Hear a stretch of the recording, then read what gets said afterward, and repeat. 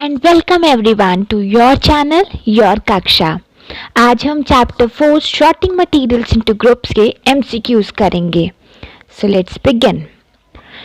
इस MCQ start करने से पहले हम थोड़ा सा रिवीजन स्टार्ट करते हैं। Okay, grouping of objects on the basis of common properties. तो हम किस किस प्रॉपर्टीज के बेसिस पे अपने ऑब्जेक्ट की ग्रुपिंग कर सकते हैं। Let's recap it. तो first property is lustre. Lustre mean shine.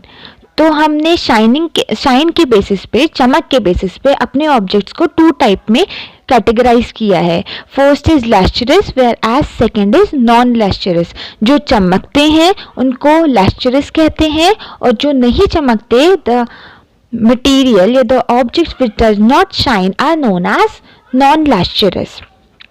कुछ मटेरियल्स ऐसे होते हैं जो स्टार्टिंग में चमकते हैं लेकिन टाइम के साथ उनकी चमक फीकी पड़ जाती है। वो इसलिए ऐसा होता है क्योंकि हमारे जो मेटल्स हैं वो एयर में गैसेस वेराज मॉइस्चर के साथ रिएक्ट करते हैं, जिसकी वजह से कोटिंग उनके ऊपर आ जाती है, जिसकी वजह से उनका शाइननेस जो है वो कम हो जाती है टाइम के साथ। फॉर एग्जाम्पल अगर हम बात करें आयरन की, तो आपने आयरन देखा होगा। स्टार्टिंग में अगर कोई आयरन का ऑब्जेक्ट आपके घर में आता है तो वो खूब चमकता है। अगर आप कुछ टाइम के लिए उसको बाहर रख दो बिना कुछ ग्रीसिंग या कोई ऑयलिंग करे हुए, तो कुछ टाइम के साथ आप उसमें देखेंगे रस्टिंग स्टार्ट हो जाती है, जंग लगना स्टार्ट हो जाता है।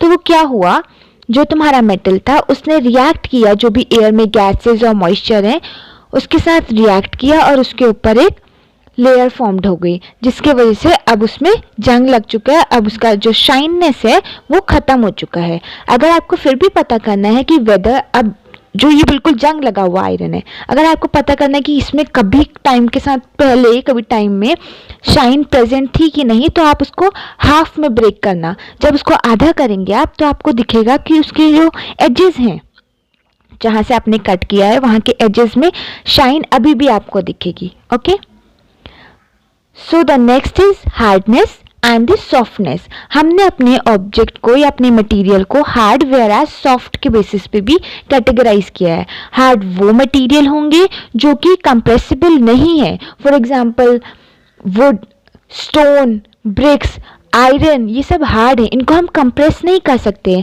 वेराज सॉफ्ट मटेरियल वो है data compressible. For example cotton, sponge, इसको आप कंप्रेस कर सकते हैं, ये आपके सॉफ्ट मटेरियल हैं। थर्ड जो है वो ट्रांसपेरेंसी है। ट्रांसपेरेंसी के अंदर भी हमने इसको तीन पार्ट में कैटेगराइज किया है। First is transparent, second is opaque and third is translucent. तो ट्रांसपेरेंट वो ऑब्जेक्ट होते हैं जिनके थ्रू लाइट कंप्लीटली पास हो जाती है और हम उसके थ्रू आर पार बिल्कुल क्लियर देख सकते हैं। फॉर एग्जांपल ग्लास ले लो। अगर आप अपने विंडो के ग्लास से देखेंगे तो ऑब्वियसली वहाँ ट्रांसलूसेंट और ओपेक भी यूज होता है। अगर आपका ग्लास ट्रांसपेरेंट है, पर मतलब उससे आपकी लाइट एक तो कम्प्लीटली एक साइड से दूसरी तरफ पास हो जाती है, और सेकेंड आपको जो उस तरफ जो सब मटेरियल है या जो भी कुछ चीज़ है वो आपको बिल्कुल क्लियर दिखेगा। फॉर एग्जांपल एयर जो है ये भी ट्रांसपेरेंट है, आपको एयर से भी आर पार बिल्कुल साफ दिखता है। तुम्हारा गिलास है ये भी ट्रांसपेरेंट है। वाटर इज ट्रांसपेरेंट, अगर साफ पानी है तो आपको बिल्कुल उसके अंदर नीचे की तरफ क्या दिख है वो आपको दिखता है। Next is opaque. ओपेक वो होते हैं जिनसे लाइट बिल्कुल भी पास नहीं हो पाती और हम आर पार बिल्कुल भी नहीं देख पाते। फॉर एग्जांपल वॉल, अगर आपके घर में, वो तो ऑब्वियसली होगी ही, वॉल है, कोई भी दीवारें हैं, उन दीवार के आर पार आप नहीं देख सकते। इस दीवार के उस साइड क्या हो रहा है आप वो नहीं देख सकते। दैट मीन्स उससे लाइट पास कंप्लीटली पास नहीं हो पा रही, मतलब बिल्कुल भी पास नहीं हो रही, और सेकेंडली आप उससे आर पार बिल्कुल नहीं देख सकते। थर्ड कैटेगरी आती है हमारी ट्रांसलूसेंट की। ट्रांसलूसेंट में क्या होता है, कुछ लाइट पास होती है और आप जो देखते हैं, जो इधर से आर पार दिखता है वो भी धुंधला होता है, ब्लर इमेज आती है, बिल्कुल क्लियर नहीं होता ट्रांसपेरेंट जैसा, और बिल्कुल नहीं दिखता ओपेक जैसा, ऐसा भी नहीं होता, लेकिन हल्का हल्का दिखता है। तो एग्जाम्पल आ जाएगा इसमें, वो हो जाएंगे सब कुछ ट्रांसलूसेंट के अंदर। नेक्स्ट प्रॉपर्टी है हमारी सॉल्युबिलिटी एंड इनसॉल्युबिलिटी। अगर आप वाटर में देखें तो कुछ सब्सटेंस ऐसे होते हैं जो सॉल्युबल, बिल्कुल डिजॉल्व हो जाते हैं, घुल जाते हैं, whereas कुछ सब्सटेंस ऐसे होते हैं जो डिजॉल्व नहीं होते, जो घुल नहीं पाते हैं। तो जो घुल जाते हैं completely, they are known as soluble, और जो घुल नहीं पाते उनको हम बोलते हैं इनसॉल्युबल। तो सॉल्युबल में जैसे अगर आप शुगर लें, शुगर को पानी में अगर आप घोलेंगे तो बिल्कुल कंप्लीटली डिजॉल्व हो जाता है, तो दैट इज सॉल्युबल। सॉल्ट है वो भी सॉल्युबल है। अगर आप बात करें सैंड की तो वो इनसॉल्युबल है, सैंड। अगर आप किसी भी टाइप का ऑयल है तो ऑयल भी इनसॉल्युबल है, उसकी भी लेयर, अलग से लेयर आपको पानी में दिखेगी, वो बिल्कुल घुलता नहीं है। नेक्स्ट प्रॉपर्टी, फ्लोट या सिंक। अगर कोई भी सब्सटेंस पानी में अगर आप डालेंगे, अगर वो तैरता है ऊपर तो दैट मीन्स इट फ्लोट, और अगर वो डूब जाता है तो दैट मीन्स इट सिंक। तो जो भी हल्के होंगे, फॉर एग्जाम्पल अगर हम देखें, कोई आप बोट देख लीजिए, तो बोट कैसे पानी में तैरती है। पेपर की भी आपने बोट बनाकर देखी होगी, तो वो पानी में तैरती है। वेराज अगर आप कीज लें और उसको पानी में डालेंगे तो they will sink. Sink means वे टूट जाएंगे। कील लें, कोई नीडल लें, तो वो भी पानी में डूब जाती है। तो इस बेसिस पे भी हम अपने मटेरियल्स को दो पार्ट में कैटेगराइज कर सकते हैं। नाउ सेकेंड, हमारी कैटेगरी पूरी कंप्लीट हो गई। इन्हीं बेसिस पे हम अपने जो भी मटेरियल है उनको कैटेगराइज कर सकते हैं। नाउ नेक्स्ट, ये वही जो मैंने आपको बताया था कि कुछ मेटल्स ऐसे होते हैं जो टाइम के साथ अपना लश्यर खो देते हैं। जैसे ये आयरन है, अभी आपने इसको धूप कुछ टाइम के लिए बाहर रख दिया है, तो बाहर रखा बिना कोई पेंट किया, ना इसमें ग्रीसिंग करी, बस जैसे लाए थे वैसे इसको बाहर रख दिया, तो कुछ टाइम के बाद आपको आयरन ऐसा दिखता है जहाँ पे आपका लश्यर बिल्कुल ही खत्म हो जाता है। तो normally metals are very lustrous, that is they are very shiny. It's one of their physical property. But since the outer layer is in contact with the atmosphere or air, so when the metal is cut, it reveals the inside of the metal which are still luster. Hence, a freshly cut surface of metal show luster. ये point मैंने आपको पहले ही explain कर दिया है कि अगर आप एक आयरन लेंगे और उसको कुछ टाइम के लिए बाहर रख देंगे, अगर हम कोई भी मेटल को लें और उसको फिर अगर कुछ टाइम के लिए आपने बाहर रख दिया है मेटल को, तो फिर उसमें रस्टिंग होना स्टार्ट हो जाती है। अगर हम आयरन का केस लें, रस्टिंग हो जाएगी, लेकिन अब आपको पता करना है कि इसमें क्या कभी शाइननेस प्रेजेंट थी। अब इससे तो आपको बिल्कुल नहीं पता चल रहा कि ये कभी चमकता भी होगा। लेकिन अब आप क्या करेंगे, इसको इक्वल हाफ, मतलब अगर आप इसको कट कर देंगे, यहाँ से जब कट करेंगे तो फिर इसमें जो आपको सरफेस मिलेगा वो शाइनी मिलेगा। Now moving to the next, यहाँ पे आप देख सकते हैं, ये हमारा अगर आप न्यूली लेकर आते हैं, बिल्कुल जो आयरन होता है ऐसा होता है, फिर धीरे धीरे रस्टिंग होने लग जाती है। जब एटमॉस्फेयर में अगर आप इसको रखेंगे तो गैसेस और मॉइस्चर के कांटेक्ट में आता है ये वाला पार्ट, और उसके बाद फिर धीरे धीरे इतनी रस्टिंग हो जाती है, ये देखिए बिल्कुल इसने अपना लस्टर खो दिया है। ओके, तो इसमें फर्स्ट इमेज में और सेकेंड इमेज में आप डिफरेंस देख सकते हैं कि फर्स्ट में कितनी रस्टिंग हो गई, और इनिशियल स्टेज ये वाला था और फिर बाद में इसमें ऐसा चेंजेस आ गए हैं। Now the question begin. Question number 1, what makes the basis of sorting material into groups. तो हम किस बेसिस पे हम मटेरियल्स की शॉर्टिंग कर सकते हैं, उनको अलग अलग करते हैं। First, similarity in their property, second, dissimilarity in their property, third, both similarity and dissimilarity in their property, और फोर्थ, ऑल ऑफ दीज। तो इसका करेक्ट आंसर होगा option number C, both similarities and dissimilarities in their property. Similarity और dissimilarity दोनों के ही basis पे हम shorting कर सकते हैं अपने मटेरियल की। Second question, which one will show a metallic luster? नीचे जो ऑप्शन दिए इनमें से कौन सा आपको मेटालिक लस्टर बताएगा। Option number 1, any surface of a metal, second, freshly cut surface of a metal, third, freshly cut surface of a non metal, fourth, surface of all material. तो note down your option. Okay, so अगर हम first option की बात करें कि any surface of a metal, तो ये नहीं होगा, क्योंकि अगर आप इसमें देखिए ये भी तो मेटल का पूरा सरफेस है, तो अगर आप इस मेटल से देखेंगे तो आपको नहीं पता चल पाएगा कि इसमें लश्यर है। Second option freshly cut surface of a metal, और थर्ड ऑप्शन है हमारा freshly cut surface of a non metal. तो जो लश्यर होता है ये मेनली क्वालिटी होती है मेटल की, जितने भी मेटल होते हैं नॉर्मली उनमें शाइन प्रेजेंट होती है, तो लश्यर प्रेजेंट होता है। तो नॉन मेटल वाला तो ऑप्शन ही कट हो जाएगा। ओके, फर्स्ट ऑप्शन भी हमने देख लिया, वो भी कट हो जाएगा, वो भी नहीं होगा कि कोई भी मेटल के सरफेस से आप नहीं पता कर सकते हैं। Third, surface of all material, सारे मटेरियल में कहाँ लश्यर होता है? अगर आप वुड या प्लास्टिक की बात करोगे तो उसमें तो शाइननेस प्रेजेंट ही नहीं होती, और सारे मटेरियल में आपके मेटल और नॉन मेटल में कैटेगराइज करेंगे तो मेटल में लश्यर होता है, वेराज नॉन मेटल में तो लश्यर होता नहीं है, तो ये ऑप्शन भी कट जाता है। तो ऑप्शन बचता है B, freshly cut surface of a metal. तो ये करेक्ट ऑप्शन हो जाएगा, क्योंकि अभी हमने डिस्कस किया था यहाँ पे अगर जैसे इसमें रस्टिंग हो गई है तो इसको अगर आप कट करेंगे तो वहाँ पे आपको एक जो उसके बाद जो आपको प्रेजेंट मिलेगा, जो दोनों साइड में लश्यर आ जाएगा, दैट इज, तो आपका ऑप्शन हो जाएगा बी। ओके,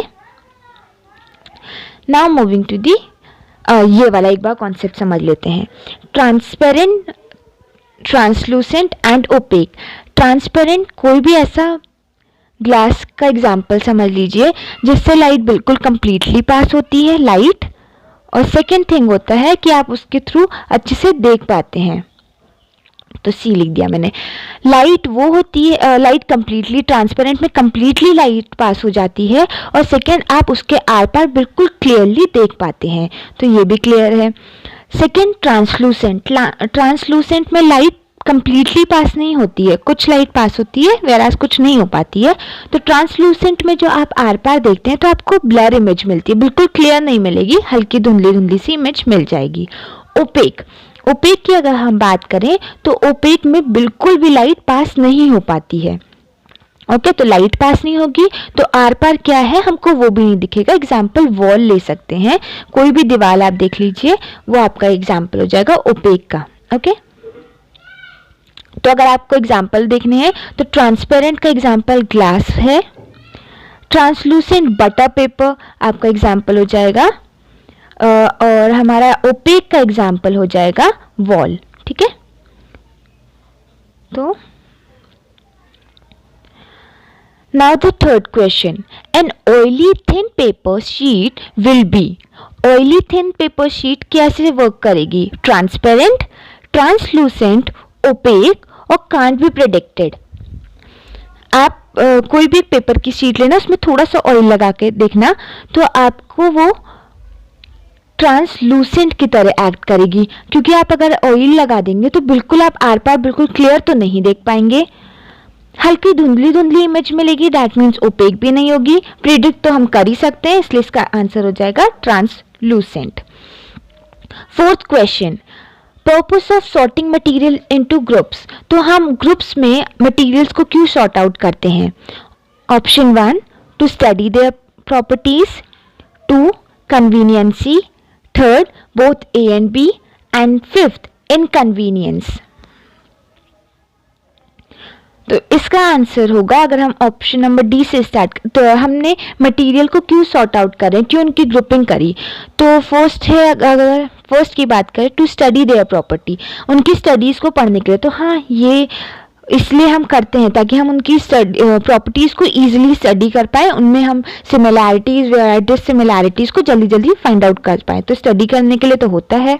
कन्वीनियंस, हाँ हमको कन्वीनियंस भी हो जाता है अगर हम मटेरियल्स को अलग अलग ग्रुप में डिवाइड कर लेते हैं, तो ये भी ठीक है option. C option both A and B, तो ये भी ठीक है क्योंकि ए और बी दोनों ही सही है। और ऑप्शन डी बोला इनकन्वीनियंस, तो हमको कोई भी प्रॉब्लम नहीं होती अगर हम शॉर्ट करते हैं किसी मटेरियल को फिर पढ़ते हैं, तो ये वाला ऑप्शन गलत हो जाएगा। ओके, तो इसका आंसर हो जाएगा option number C, both A and B. Okay, now question number 5th, which is a set of transparent material.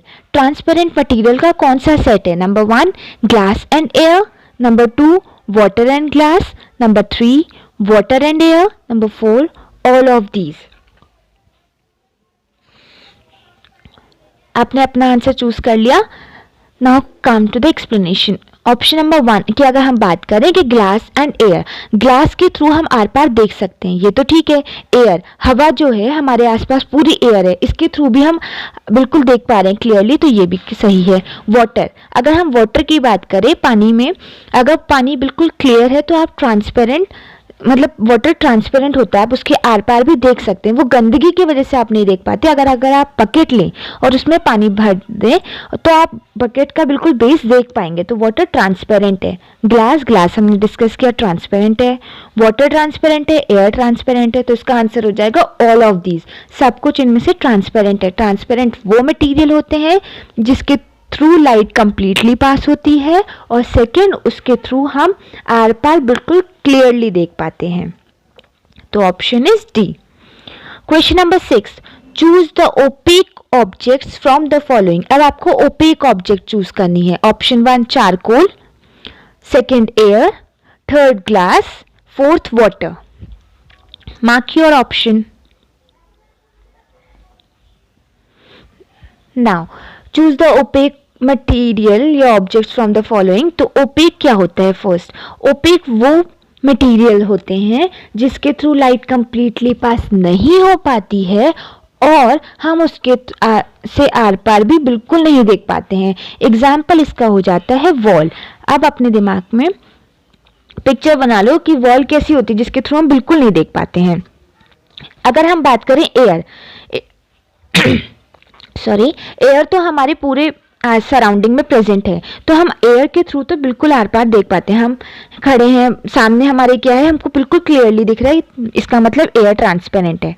Glass से भी हम आर पार देख पाते हैं, इसका मतलब ये भी ट्रांसपेरेंट है।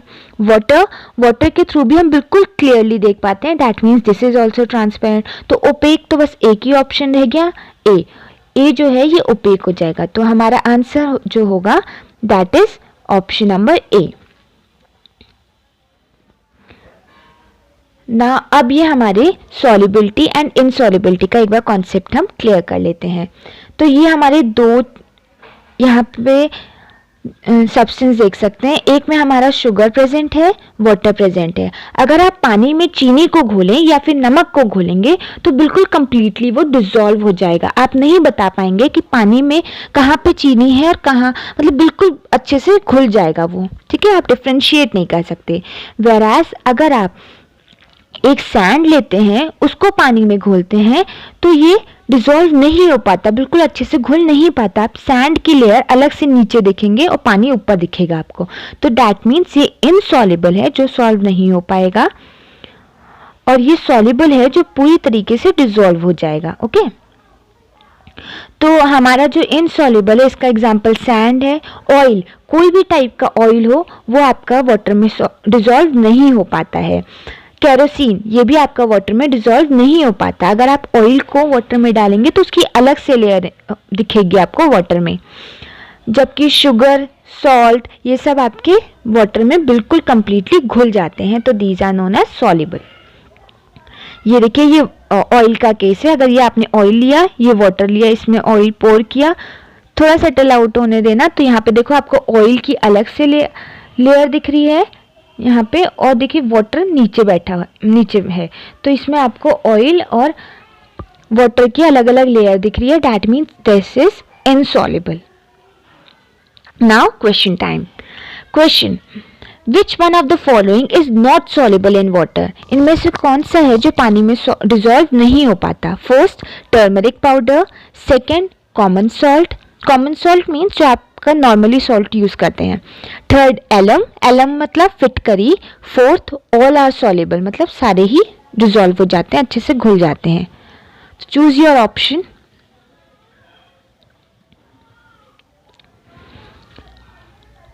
तो हमको पूछा है कौन सा डिसॉल्व नहीं हो पाता। तो अगर हम टर्मरिक पाउडर की बात करें, अगर आप पानी में हल्दी को डालेंगे तो ये आपका कंप्लीटली डिसॉल्व नहीं हो पाता। अगर हम कॉमन सॉल्ट की बात करें, आप नमक लेना, पानी में डालना, तो कंप्लीटली सॉल्युबल होता है, ये तो घुल जाता है। एलम फिट कर ही लेना और पानी में डालना तो ये भी घुल जाती है। ऑल आर सॉल्युबल तो हो ही नहीं सकता, जब हमारे पास टर्मरिक दिख रहा है कि वो नहीं सॉल्व हो सकता, तो इसका आंसर हो जाएगा ऑप्शन नंबर ए। अब क्योंकि हमको पूछा कि जो डिजॉल्व नहीं हो पाता, तो टर्मरिक पाउडर है जो पानी में अगर आप डालेंगे तो वो कंप्लीटली डिजॉल्वेबल नहीं होता है, तो option number A. Question number 8, which objects shine? First plastic toy, second cotton shirt, third steel spoon, fourth stone piece. Choose your option. तो कौन सी ऑब्जेक्ट चमकती है? अगर प्लास्टिक टॉय को देखेंगे तो प्लास्टिक चमकता नहीं है। कॉटन शर्ट, अगर आप कॉटन शर्ट को देखेंगे तो वो भी नहीं चमकता है।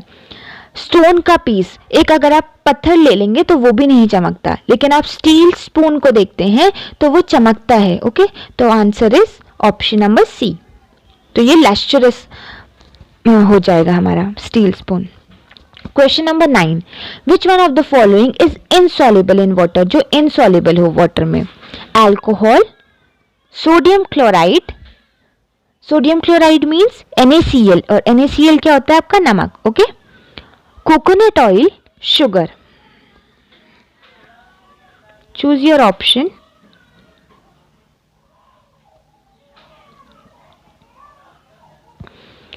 तो इसका अगर हम फर्स्ट देखते हैं, जो हमारा इनसॉल्युबल है, ठीक है, जो पानी में नहीं घुलेगा, अल्कोहल, अल्कोहल और वाटर तो अच्छे से घुल जाता है। ओके, सेकेंड सोडियम क्लोराइड मतलब नमक, अगर आप नमक को पानी में घोलेंगे तो वो घुल जाएगा। फोर्थ है शुगर, चीनी, अगर चीनी को अगर आप पानी में घोलेंगे तो वो भी घुल जाती है। वेराज कोकोनट ऑयल, मैंने आपको पहले भी बोला कि कोई भी टाइप का ऑयल हो, कोई भी ऑयल हो, मस्टर्ड ऑयल, कोकोनट ऑयल, ये जितने भी ऑयल होंगे ये सब इनसॉल्युबल होंगे। डायग्राम के थ्रू भी मैंने बताया था, ऑयल की लेयर ऊपर आ जाती है वेराज वाटर की लेयर नीचे रहती है। तो option number C is correct because it is insoluble in water. Question number 10, which of the following floats on water? तो कौन सा इनमें से तैरता है पानी में? वैक्स, मार्बल, कॉइन या इरेजर? अगर आपको सही ऑप्शन नहीं आ रहा तो एलिमिनेट करना सीखिए, गलत को एलिमिनेट करिए, सही आंसर आपको मिल जाएगा।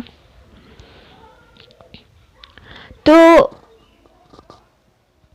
विच of the following floats on water, कौन सा पानी में तैरता है? अगर हम इरेजर की बात करें, आप अपना इरेजर लेना, वाटर में डालना, वो तो डूब जाएगा, तो ये तो आपका सिंक कर रहा है। कॉइन, कॉइन को लेना, वाटर में डालना, दैट विल ऑल्सो सिंक, तो ये भी ऑप्शन नहीं होगा। डी भी खत्म, बी भी खत्म, सी भी हो गया। अब option number B, marble, marble लेना और उसको आप पानी में डालना तो वो भी आपका अंदर डूब जाएगा, तो ऑप्शन नंबर ए बचा, दैट इज वैक्स। तो वैक्स हमारा वाटर में फ्लोट करता है, तैरता है, तो इसका आंसर हो जाएगा option number A. Question number 11, transparent material allow the light to pass through them? जो ट्रांसपेरेंट मटेरियल है उनसे कितनी लाइट पास हो जाती है? Option number A partially, B completely, C sometimes only, fourth not at all. याद रखना transparent material है। Choose your option. तो ट्रांसपेरेंट मटेरियल से लाइट कितनी पास हो रही है? पार्शियली, थोड़ी थोड़ी, मतलब थोड़ी पास होगी, थोड़ी नहीं हो पाएगी, तो ये तो केस हमारा ट्रांसलूसेंट का हो जाता है, जहाँ पे थोड़ी थोड़ी पास होती है तभी हमको इमेज हमारी ब्लर दिखती है, मतलब दूसरा साइड ब्लर दिखता है। समटाइम्स ओनली, कभी कभी, ऐसा तो किसी में भी नहीं है कि कभी उससे पास होगी कभी नहीं होगी, ये तो केस ही नहीं है। कंप्लीटली, हाँ, ट्रांसपेरेंट में पूरी की पूरी लाइट जो होती है वो बिल्कुल कंप्लीटली पास हो जाती है, जिसकी वजह से हमको बिल्कुल क्लियर दिखता है कि उस साइड हमारी क्या ऑब्जेक्ट खड़ा है, तो option is B. Question number 12, which of the following is transparent? नीचे दिए हुए में से कौन सा ट्रांसपेरेंट है? First wood, second stone, third glass, fourth both A and B. Choose your option. लकड़ी, पत्थर, ग्लास, सीसा या फिर ए एंड बी। तो क्वेश्चन नंबर 12 में पूछा है कौन सा ट्रांसपेरेंट है? ट्रांसपेरेंट वो होते हैं जिसके थ्रू कंप्लीटली हमको दिख जाता है, क्लियर दिखता है बिल्कुल। वुड, अगर आप लकड़ी लें और अपने आंखों के आगे रख दें तो आपको दूसरी तरफ क्या है वो आपको नहीं दिखेगा, तो वुड तो ऑप्शन नहीं है। स्टोन, पत्थर, पत्थर से भी आपको दूसरी तरफ क्या खड़ा है वो आपको नहीं दिखेगा। ग्लास, अगर आप ग्लास शीशे की बात करें तो हाँ हमको ग्लास के आर पार दिखता है, तो that means glass is transparent. Option B and A and B, तो ये भी नहीं होगा क्योंकि ए तो वुड नहीं है, बी भी नहीं है, तो इसका सही आंसर होगा ऑप्शन नंबर सी। यहाँ पे अब हमारे टू टाइप में हमने मटेरियल को कैटेगराइज किया था, एक हमारे हार्ड थे वेराज दूसरे क्या थे, सॉफ्ट। तो सॉफ्ट वो मटेरियल होते हैं जो हम कंप्रेस कर सकते हैं, इसको अगर आप दबाएंगे तो ये दबेगा, तो ये कंप्रेसिबल है, ठीक है। वेराज ये जो है आयरन, इसको आप कंप्रेस नहीं कर सकते हैं, ठीक है, आप अपने नॉर्मली हाथ से इसको शेप नहीं प्रोवाइड कर सकते हैं, तो ये आयरन जो हमारा ये हार्ड है, वेराज कॉटन या स्पंज ये सब एग्जाम्पल आ जाएंगे सॉफ्ट मटेरियल्स के। Now the question, which of the following is hard, इनमें से कौन सा हार्ड है? Option number A cotton, second sponge, third iron, fourth none of the above. Choose your option. तो इनमें से कौन सा हार्ड है, मतलब वो कंप्रेस नहीं हो पाएगा। कॉटन, कॉटन को हम इजीली कंप्रेस कर सकते हैं, स्पंज इसको भी हम कर सकते हैं, थर्ड आयरन, लोहे को हम कंप्रेस नहीं कर सकते हैं, दैट मीन्स ये हमारा हार्ड हो जाएगा, नन ऑफ द अबव तो होगा ही नहीं। ओके, तो यहाँ पे मैंने अभी समझाया था कि कॉटन या स्पंज सॉफ्ट है जिसको इजीली कंप्रेस कर सकते हैं, वेराज आयरन को हम कंप्रेस नहीं कर सकते हैं, that means it is hard. Question number 14, which of the following is soluble in water, कौन सा पानी में सॉल्युबल है? Option number 1 salt, second sand, third chalk powder, fourth none of these. इनमें से कोई भी नहीं, चूज योर ऑप्शन। तो कौन सा सॉल्युबल है, मतलब पूरा पानी में घुल जाएगा। तो अगर हम बात करें सॉल्ट की, तो अगर हम नमक लें और पानी में उसको मिलाएंगे तो हाँ ये कंप्लीटली डिसॉल्व हो जाएगा। सैंड, सैंड तो नहीं हो पाता, सैंड की अलग से लेयर बन जाती है, तो ये इनसॉल्युबल है। चॉक पाउडर ये भी इनसॉल्युबल है, नन ऑफ दीज तो होगा नहीं क्योंकि हमारे पास मिल गया सैंड, सैंड क्योंकि सॉल्युबल है पानी में, ठीक है, तो इसका ऑप्शन नंबर ए करेक्ट होगा। Next question, which one of following is soft, soft बताना है। Option 1 iron, second would, third cotton, fourth stone. Choose your option. तो हमको सॉफ्ट बताना है जो कि कंप्रेस हो जाए। आयरन, आयरन कंप्रेसिबल नहीं है, वुड, वुड भी कंप्रेस नहीं होता है, स्टोन, स्टोन भी कंप्रेस नहीं होता। अगर हम कॉटन की बात करें तो कॉटन कंप्रेस हो जाता है, दैट मीन्स ये सॉफ्ट है। ओके, तो option number C is correct. Question number 16, तो ऐसे एलिमिनेट करना भी आना चाहिए, मतलब जो नेगेटिव वाले पॉइंट है जो नहीं हो सकते उनको आप हटाइए तो आपको पॉजिटिव पॉइंट मतलब आपका सही आंसर मिल जाएगा। इनकरेक्ट हटाइए, करेक्ट पाइए। Question number 16, if one light can pass through an object, sorry, if no light can pass through an object it is called. Option transparent, third second opaque, first वाला यहाँ transparent होगा, transparency नहीं, okay, transparent, PERENT। Second opaque, third translucent, fourth all of these. Choose your option. तो इसमें बोला no light can पास, बिल्कुल भी light pass नहीं होगी, ठीक है, नो लाइट। तो अगर बिल्कुल लाइट पास नहीं हो रही है तो ट्रांसपेरेंट, ट्रांसपेरेंट से तो पूरी की पूरी लाइट पास हो जाती है, तो कंप्लीटली लाइट पास होती है, तो ये तो ऑप्शन नहीं होगा। ट्रांसलूसेंट, ट्रांसलूसेंट से कुछ कुछ लाइट पास होती है, ऐसा नहीं होता कि बिल्कुल नहीं होगी। वेराज ओपेक, ओपेक की अगर हम बात करें तो इसके थ्रू लाइट बिल्कुल पास नहीं हो पाती, इसी की वजह से हम आर पार नहीं देख पाते। एग्जाम्पल वॉल, तो ओपेक हमारा इसमें आंसर होगा, ऑल ऑफ दिस तो इसलिए हो ही नहीं पाएगा, ठीक है, तो option number B is the answer. तो वाटर में कुछ मटेरियल ऐसे होते हैं जो तैरते हैं, जबकि कुछ ऐसे होते हैं जो डूब जाते हैं। सिंक मीन्स डूब जाना, फ्लोट मीन्स तैरना। तो जैसे आप प्लास्टिक्स देख सकते हैं, प्लास्टिक के बहुत सारे वेरियस आइटम्स हैं जो तैरते हैं। बोट, वुड भी तैरता है, वुड की आपने बोट वगैरह देखी होंगी। पेपर भी तैरता है, पेपर की भी हमने बोट बहुत तैराई है पानी में, है ना। तो ये सब तैरेंगे। वेयरएज अगर हम कीज की बात करें, कोई नीडल की बात करें, स्टोन की बात करें, जो भी बहुत भारी हैं वो सब डूब जाते हैं। So the question number 17, which one of the following liquid is immiscible in water? Immiscible means जो पानी में नहीं घुलेगा। Vinegar, glycerine, lemon juice, kerosene. Vinegar means सिरका, ग्लिसरीन तो यू नो, लेमन जूस नींबू का juice, kerosene you must be knowing it. Choose your option. Immiscible means जो वाटर में डिसॉल्व नहीं होगा। हाँ, तो इसमें जो वाटर में डिसॉल्व नहीं होगा, अगर हम सिरके की बात करें तो सिरका पानी में डिसॉल्व हो जाता है। ओके, ग्लिसरीन भी डिसॉल्व है। लेमन जूस नींबू पानी तो आपने बहुत ही पिया होगा गर्मियों में। केरोसिन, मैंने कहा जितने भी ऑयल हैं, केरोसिन है, ये सब इनसॉल्युबल होते हैं वाटर में, ये डिसॉल्व नहीं होते हैं। तो option number D is the correct answer. Next question, which of the following is lighter than water? जो पानी से हल्का है, हल्का हो। Okay, first iron, second ice, third stone, fourth book. याद रखना, जो भी हल्का होगा वो पानी में तैर जाएगा, फ्लोट करेगा, और जो भारी होगा, वाटर से हैवी होगा, वो सिंक करेगा, डूब जाएगा। Choose your option.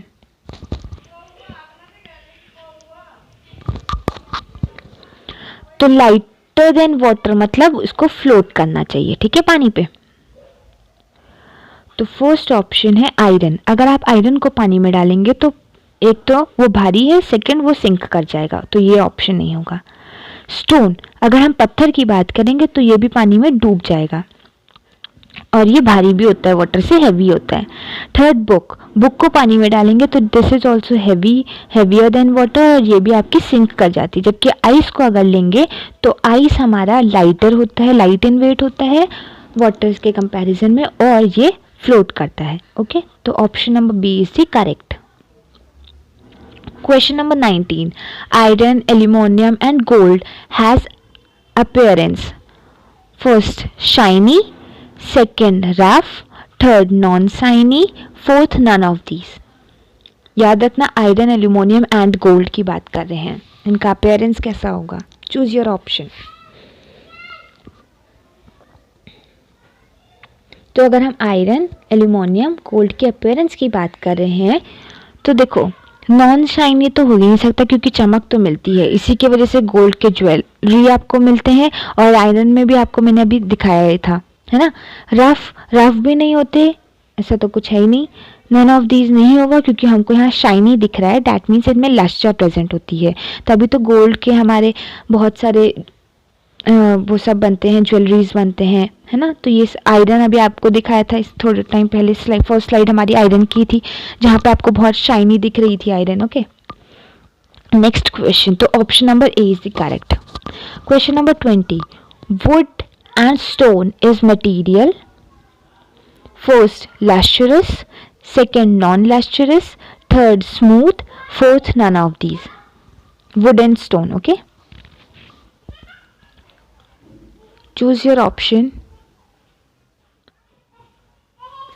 तो वुड एंड स्टोन कैसे होते हैं?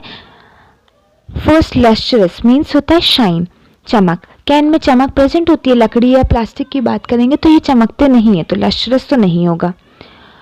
चमकते नहीं है, दैट मीन्स नॉन लस्ट्रस होगा। स्मूथ भी नहीं होता है, और नन ऑफ दीज तो होगा नहीं क्योंकि हमारा option number B is correct. Okay, तो दीज आर नॉन लस्ट्रस। तो इसके साथ हमारे क्वेश्चन MCQ सारे कंप्लीट हो गए। If you like the video and the explanation then do like, share, comment करना आपने जितना भी आपने स्कोर गेन किया है, and subscribe your channel your कक्षा।